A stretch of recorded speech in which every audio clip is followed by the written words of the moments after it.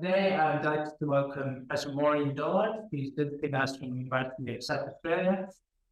Maureen is probably one of the leading work psychologists. She's an occupational and organizational psychologist, and she specifically researches psychosocial safety, which is what she's going to be presenting.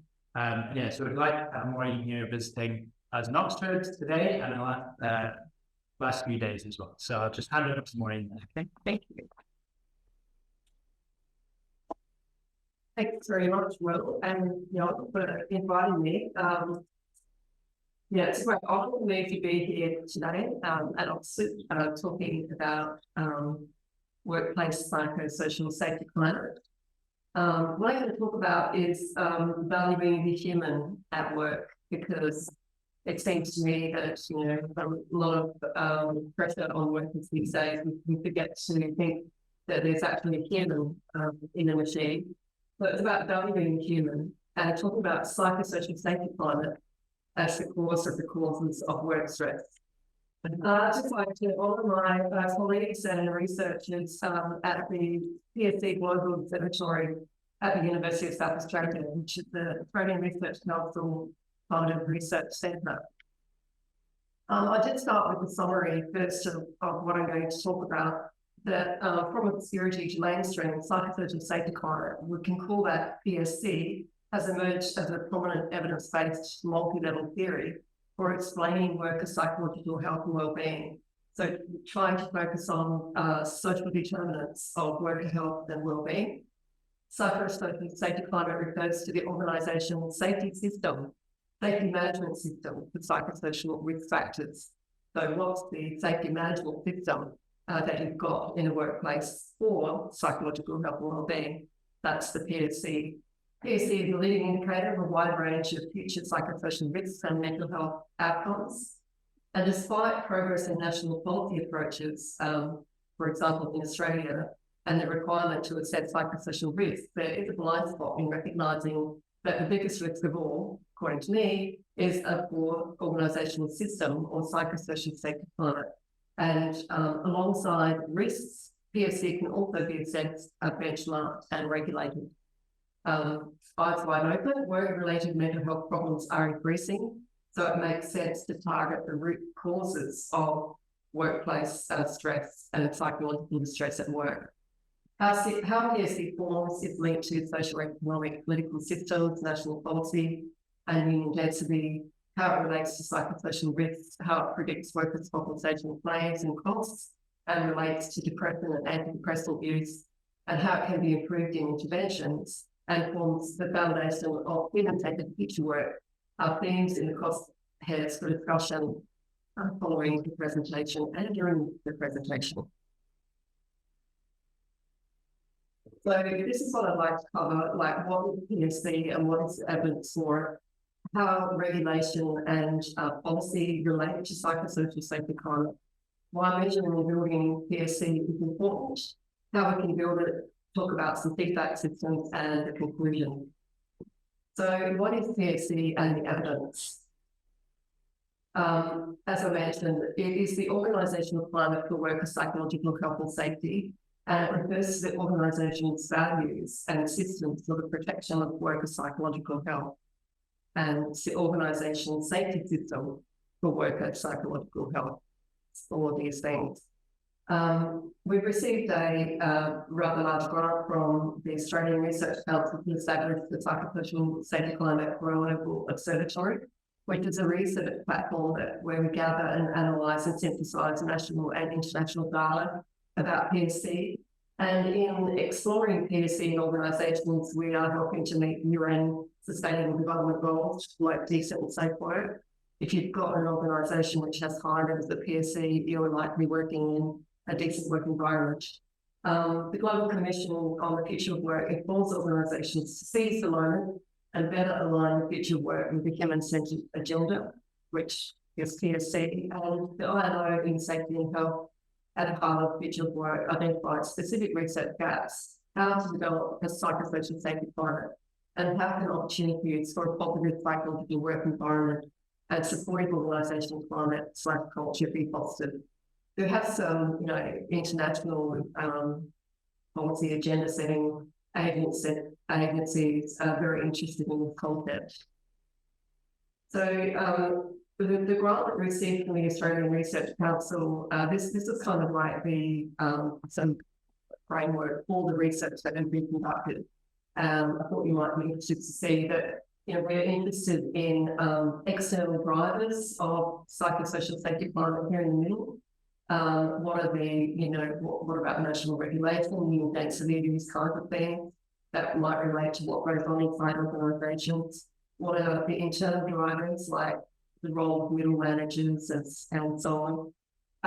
What about feedback systems, how that might work in trying to build psychosocial safety climate, and, you know, how it might play a role in Industry 4.0, or in fact Industry 5.0 as things have moved along.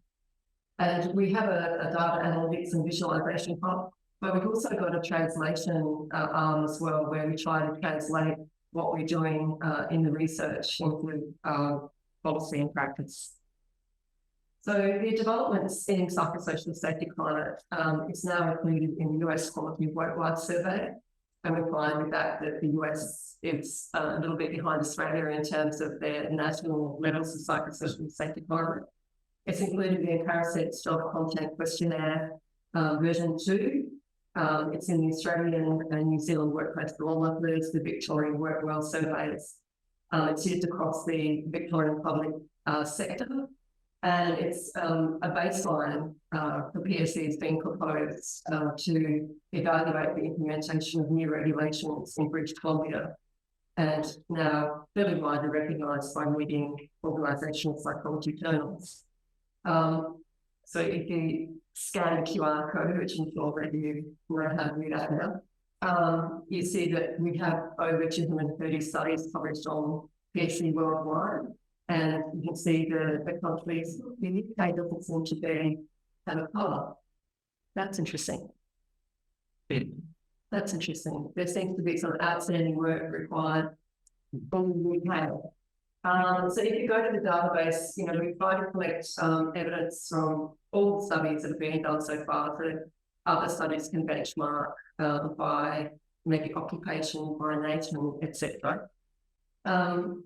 And this is the basic framework, and why I would say that PSC is the cause of the causes. So they've been studying like work stress, which is really about how working conditions affect mental health at work. And, you know, you could put happiness in there or subjective well-being. These would be outcomes that could be predicted by working conditions. So some of the big theories in the field talk about job demands and job resources as being factors which, if you know about these things, you can predict worker health along the top here. Too many demands of various kinds can predict distress, and in turn signal factors will go on. Down the bottom, it's more a motivating process. Job resources can lead to engagement and lead to motivation. That's basically the framework of the job demands resources Demariti Backer model. But we ask the question, where do these things come from? Like, who determines what the work pressure is? Who determines what the emotional demands are? And then we came upon this concept of psychosocial safety climate, which, as I was explaining today, is really playing out on some intervention research. These are really principles that you would need in any intervention in the workplace. You need top management commitment and support. You need management priority for worker psychological health. You need good organisational communication about the intervention and organisational participation. And these became the principles of psychosocial safety climate. And as I said, the idea emerged out of an intervention study, but an inductive process, not just a theoretical framework. So these are, we've developed a scale of PSC 12, starting from the items that emerged in the intervention study, and then using other evidence from safety climate research. But the main concepts here: management commitment, management priority, organisational communication, and organisational participation and involvement. I mean, these things are completely not amazing. They are just like so typical of anything that you need in an organisation to shift an organisation, you need everything. But the one item that probably is most significant and important, I think, is this one here, number 5. Senior management clearly considers the psychological health of employees to be of great importance. Sorry, it's number 6. Senior management considers employee psychological health to be as important as productivity. And if you know about these things, you can predict future demands, future resourcing levels, and future distress, and so on. So they are the 4 main domains, and they are the items. But the main item I feel that really gets to be, the profound meaning of the concept is item number 6. So a meta-analysis that my colleagues have been doing for like 100 years, you know how long it takes to do a meta-analysis, and it goes to the journal, and then you spend a whole lot more time revising it to meet needs. So far, this is 56 studies, 844 effect sizes, and testing this model. And you can see the correlation here between PSC and job resources. At the group level is 0.47, at the individual level is 0.33. And in any case, all the way through, you can see pretty good support for each of the ideas in that model, that PSC would be positively related to job resources, that it would be negatively related to job demand, so it would be positively related to motivation, and it would be negatively related to psychological health.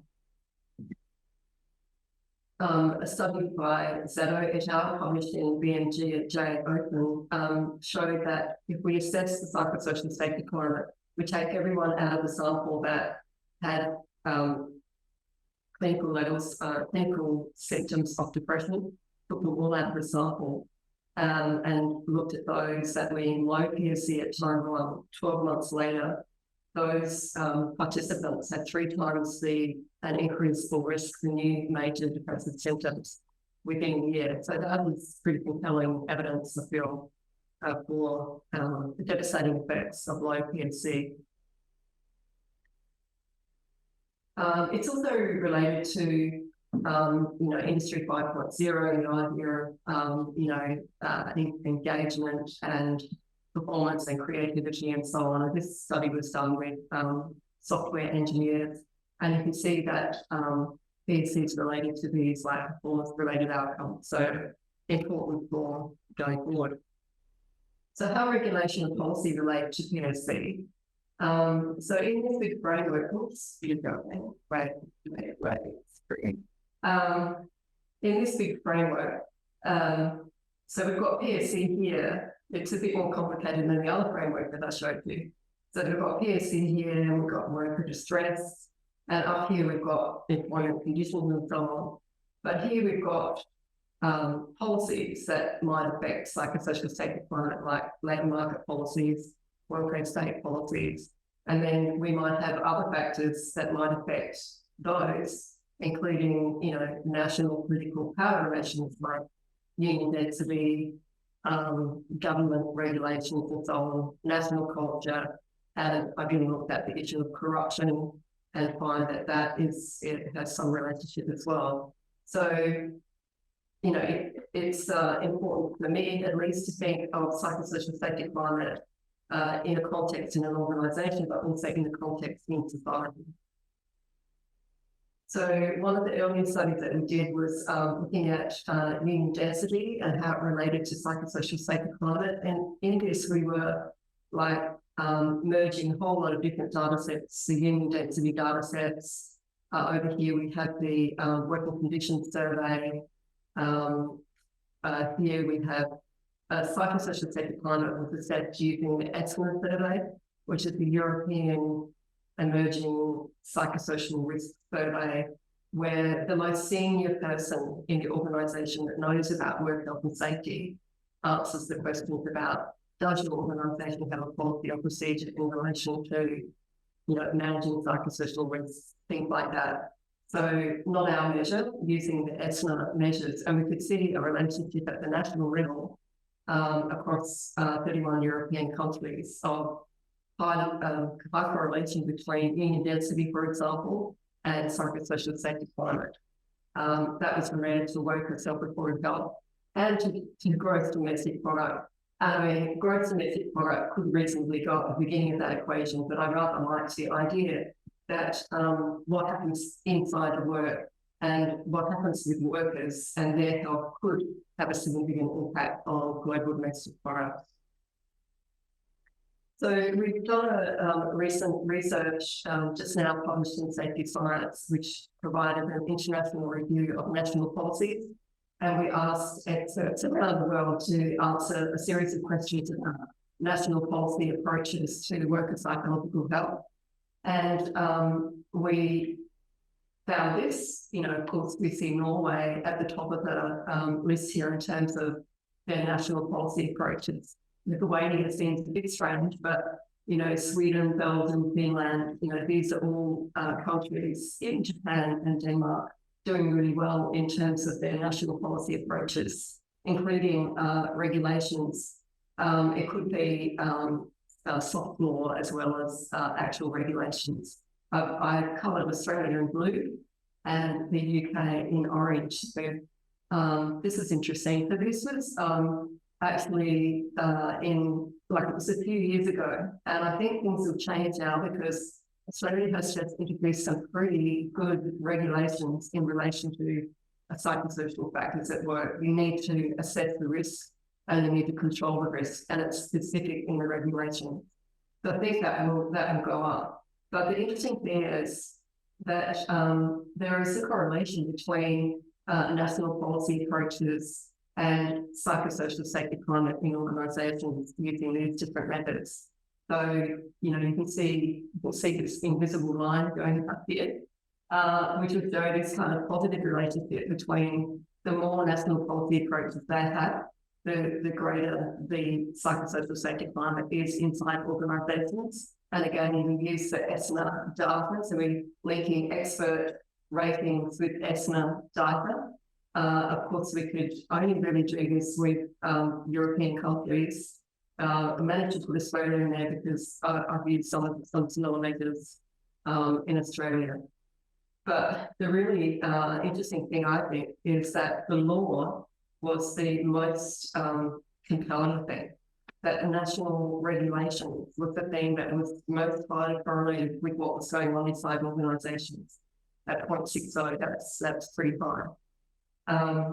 So the story is we need national policy regulations to stimulate organisations to produce a stronger psychosocial safety climate, which in turn should improve the psychological health and well-being of the workers.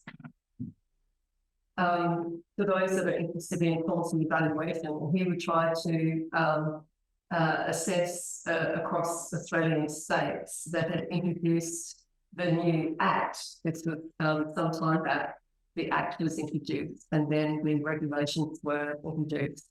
And the story here is for those states which had introduced the new Act, their psychosocial safety climate was rather higher than, for example, Western Australia, which was not harmonised. And you can see that their psychosocial safety climate was going down. I know that some people are interested in how to evaluate national policy and the impact of it.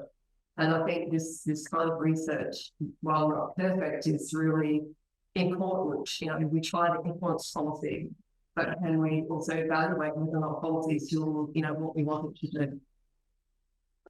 We were quite interested in the fact that Deloitte Access Economics got hold of our model and used it to try and model the impact of new regulations in the state of Victoria. And it's quite interesting because the state of Victoria still haven't implemented these changes to the regulations. But in any case, it was just interesting the economists would look at psychosocial safety climate here in the middle and say, to the left, these are the subscales that we talked about before. And then going back again, the regulations suggested that there should be risk management processes, prevention plans, and reporting requirements. And they theorised that should improve the PSC. And then because of the research that we've done on the relationship between PSC and all these outcomes, right, that's how they worked out what the impact of the regulations was going to be. So it's pretty interesting. They didn't consult with us. We had no idea this was happening. But it's interesting, you know, if you're thinking about translation of research and policy or into sort of practical outcomes, it was interesting for us to see how they did this. So why measuring and building PSC is important. So it addresses the legal obligations under the International Labour Organization of fundamental human rights, so healthy and safe work. PSC levels can provide information on future risks of threatful work conditions and psychological health. And it's good for business. It's related to better productivity and engagement, less sickness, absence, less turnover, and workers' compensation claims, and provides an evidence base for policy and practice changes, which I can go through some of these now. So we actually developed some kind of standards. We used the Psychosocial Safety Climate measure, and we looked at levels of depression and levels of psychological distress at a population level in Australia, and devised these kind of cut points. And then this has been like very, very helpful for industry, and they're quite interested in trying to assess psychosocial safety climate in their organisation and see if they can actually make it improve. So we have some benchmarks here in a sample of 10,000 Australian workers. You know, 53% of them are in the green, so that's good. Another sample of Australian workers, 63%, so there's a variation there, but it was a year like 2 years later. Here we have the Victorian public sector, 59%, 54%, and the university sector, 23%, 7%, pretty terrible, right? I don't know what it's like in the UK, but this is, you know, it really is astonishing. And, you know, if the health and safety people looked at this, I'm sure that they would like issue a notice to say like it's an unsafe work environment. Like you can see how many people are in what we would say is a high risk situation, 35% plus 27%, versus the national averages is you know, these are harrowing statistics. In any case, that's the university benchmark. So leave that slide on there for you to look at later. So what we have been able to do is estimate the cost of low PSC in the Australian economy using the national population-based data. We estimate it to be 2.4 billion for sick attachment, but even higher for presenteeism, 3.6 billion, and in total, 6 billion to employers for the lost productivity. So this kind of information I noticed was being used when the national regulations were being evaluated by Murray Bold recently, which then led to modifications of the regulations. And they were citing this sort of research, of course. We would like changes to be made on a, you know, moral, ethical basis, but sometimes we might, as we are in a system where dollar costs are beta rights, this is what we need to do. This is workers' compensation data, and in this study we assessed all these like work environment measures by looking at the Australian Workplace Barometer data, and we asked people to tell us what organisation that they worked for. So we could match 100 organisations to the state workers' compensation data, to expenditure and to time loss per claim. And what we found was, you know, PSC, like theoretically, could predict these things: skill discretion, satisfaction rewards, supervisor support, decision authority, and bullying. And the things that really, in the end, turned out to be important in relation to expenditure and time loss was skill discretion, job satisfaction, and workplace rewards. And these, theoretically, all come from psychosocial safety climate. And to be sure, psychosocial safety climate definitely had a direct relationship with these particular outcomes. So this study is almost about to get published in Safety Science. It's seems to be my go-to journal these days because they are very interested in safety and worker health and value this sort of research.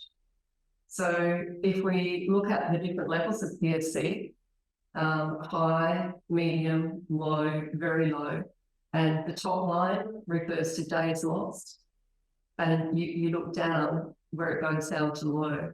So there's 159% higher days lost, more days lost, if you like, per claim for those in very low PSC versus those in high PSC. And in terms of expenditure, it's 104% higher in very low PSC versus high PSC. So, of course, the state workers' compensation agencies are very interested in this kind of research. It's pretty good in the sense, not perfect, but it's not like we've got injured workers reporting on their working conditions. This is people that are not injured telling us about their working circumstances. And on that basis, we can predict future working time loss and expenditure for injuries, all kinds of injuries. So similar kind of process, working with now a private company, and it's a private company of 5,000 workers. And you can see here the benchmarks again. And actually this is a very well-performing company. There's 74% of the members are greater than 41%. So this is really good. But if we work out the estimated cost of absenteeism per person per annum, like this, you can see it increases as you go down into the red. And if you moved everyone from the red to the green, you could have a savings of about $1 million for this company that's already doing well. And that's allowing for this level of sickness absence on average per person, 4.68. And likewise, in relation to turnover, this company was experiencing some turnover, and we worked out the cost of that. And this company could save $4 million if everyone was to enter the green. We might say, well, that sounds impossible, but well, we don't know. It could be possible. So this is also interesting. This is workers reporting the psychosocial safety climate, supervisors reporting the workers' performance ratings, and you can see a very clear correlation between how the supervisors rate the workers and how they rate the PSC. So how do we build PSC? Is there any evidence that it could be changed? Well, the first thing that we came across was somebody else's research in New Zealand assessing the 4-day working week, and used PSC before and after the introduction of a 4-day working week, and found that the psychosocial safety climate increased significantly over that time. So that's radical organisational change. How do you do it?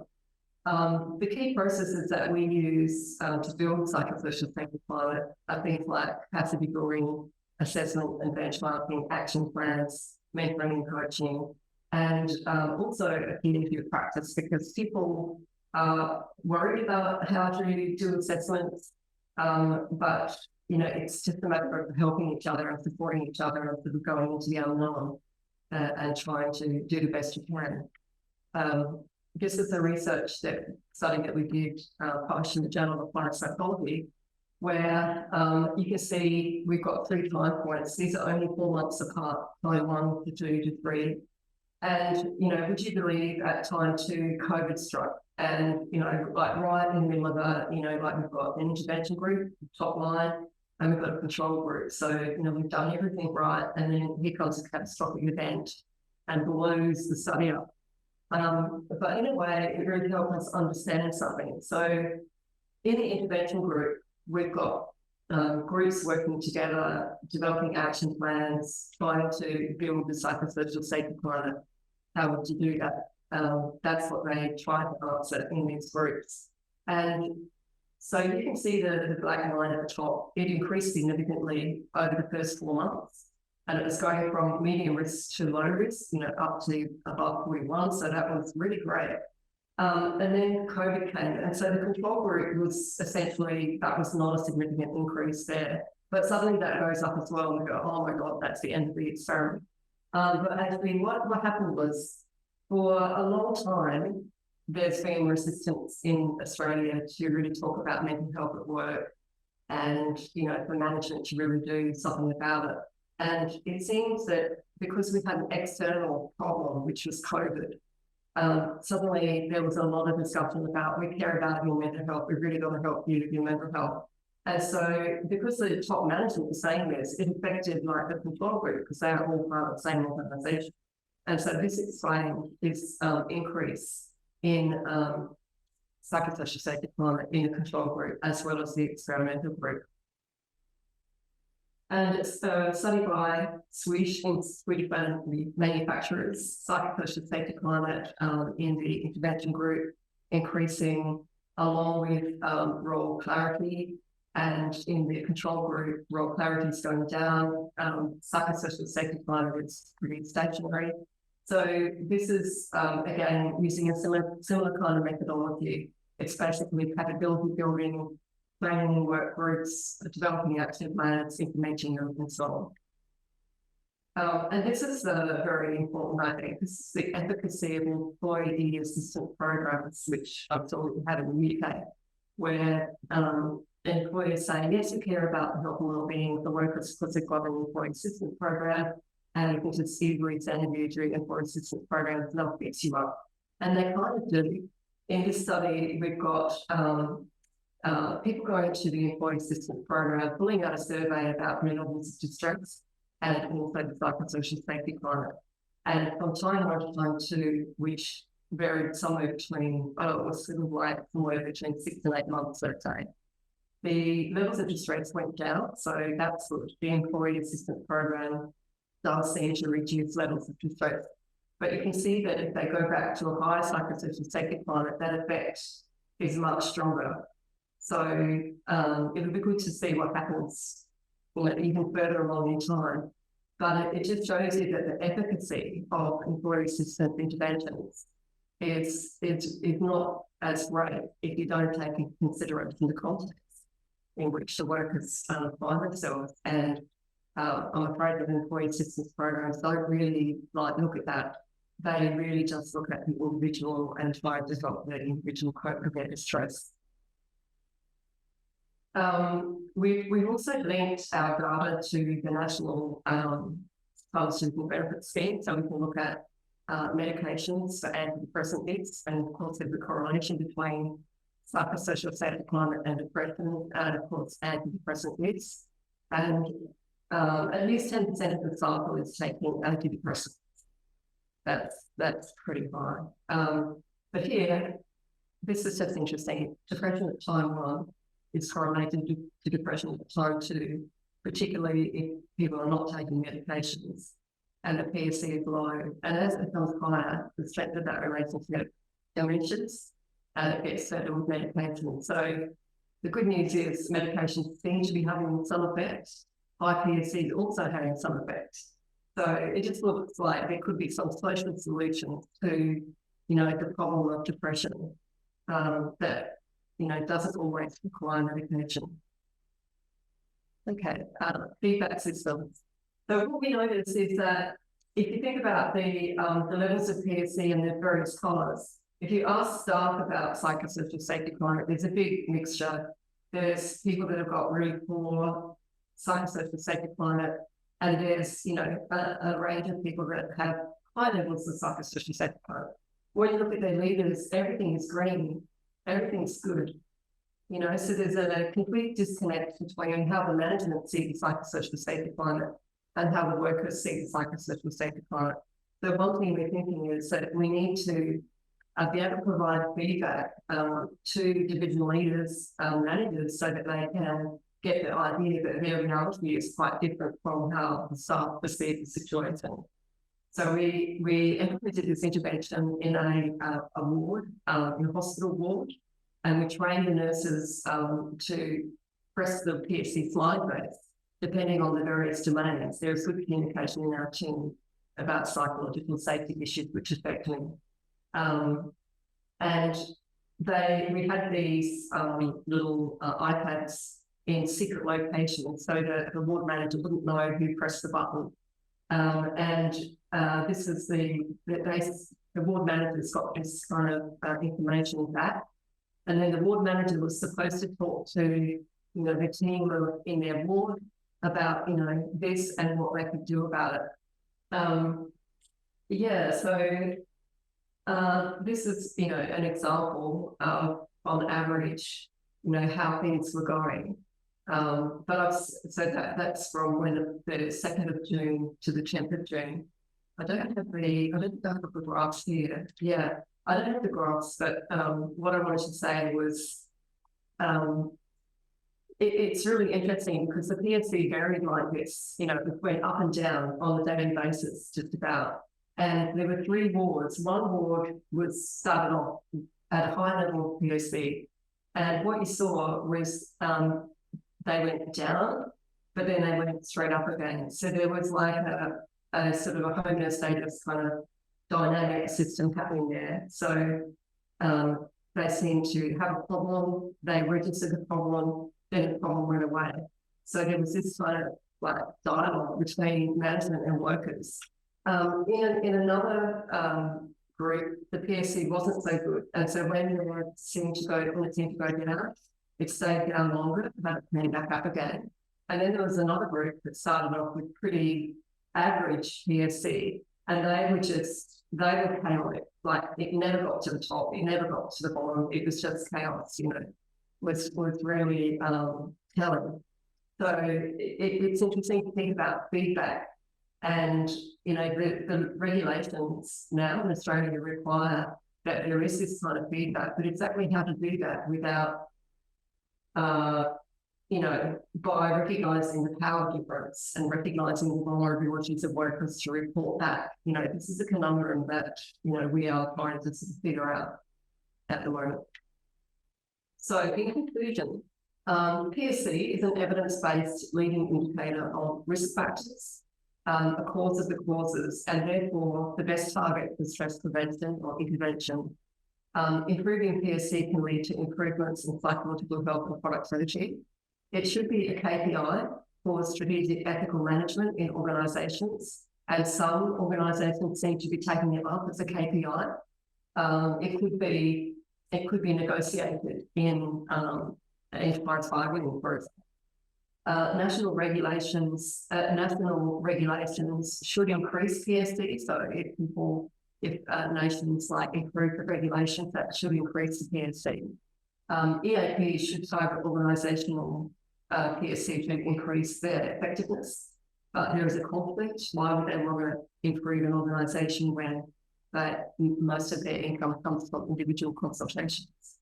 The psychosocial management system of operation, i.e. the PSC, needs to be regulated and monitored and evaluated as much as orthodox psychosocial risks like job allowance, control and bullying. And, if you think about it, like I can see it in the regulations already, it's like, if, managers need to manage risk, managers need to, prioritise, psychological health and wellbeing, and they need to support workers, they need to really participate in a consultation. These are all the principles of PSC. They're in the regulations and they could be evaluated. So we are trying to get people to think about the fact that these the process of the risk management assessment could be assessed, and that's the PSC. And then finally, tackling PSC could lead to improvements in world happiness, at least among workers. So yes, I think the PSC was high, world happiness was also pretty high for that. Yeah. Thank you very much. That's the end of my presentation. Thank you.